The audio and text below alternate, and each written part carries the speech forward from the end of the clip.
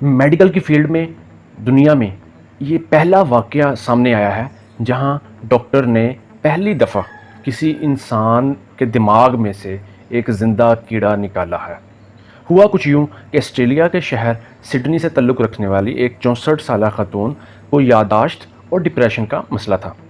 Doctors نے اس کا MRI scan کیا، جس سے یہ پتہ چلا کہ خاتون کے دماغ میں ایک غیر معمولی چیز دکھائی دے رہی تھی، جو کہ دیکھنے میں ایک دھاگا لگ رہا تھا۔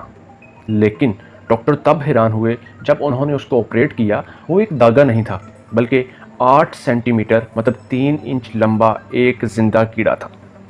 ڈاکٹرز کے مطابق خاتون کو کافی قسم کی بیماریاں کا شکار تھی، جیسے کہ کچھ عرصہ پہلے اس کو نمونیا تھا، لیکن وہ صحت یاب نہ ہو سکی۔ پھر اس کے بعد کبھی اس کے پیٹ میں درد، کبھی اس کو خشک کھانسی اور کبھی ڈپریشن کا مسئلہ تھا۔ ان کے مختلف طریقوں سے علاج کیا جا رہا تھا، لیکن اس کی صحت پہ کوئی اثر نہیں آ رہا تھا۔ لیکن پچھلے سال جون میں جب اس کا دماغ کا اسکین کیا گیا تو اس میں ایک غیر معمولی تبدیلی نظر آئی۔ ڈاکٹرز کے لیے حیرانگی کی بات یہ تھی کہ جس چیز کو وہ ایک دھاگا سمجھ رہے تھے، وہ ایک زندہ کیڑا تھا جو 8 سینٹی میٹر کا، اور اس کا کلر ریڈ تھا۔ اب وہ جو کیڑا ہے وہ کم از کم اس خاتون کے دماغ میں 2 ماہ سے موجود تھا۔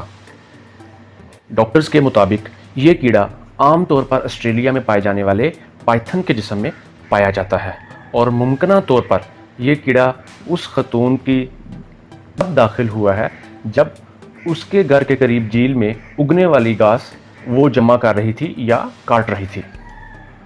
ڈاکٹرز کے مطابق دماغ پر اس کیڑے کے حملے کا کوئی کیس اب تک سامنے نہیں آیا تھا، اور تیسری سٹیج کے لاروا کی جانب سے انسان میں پرورش ایک اہم دریافت ہے، کیونکہ ماضی میں ہونے والے تجربات جس میں بیڑوں، کتوں اور بلیوں کا جائزہ کیا گیا تھا، میں اس طرح کے لاروا کی پرورش نظر نہیں آتی۔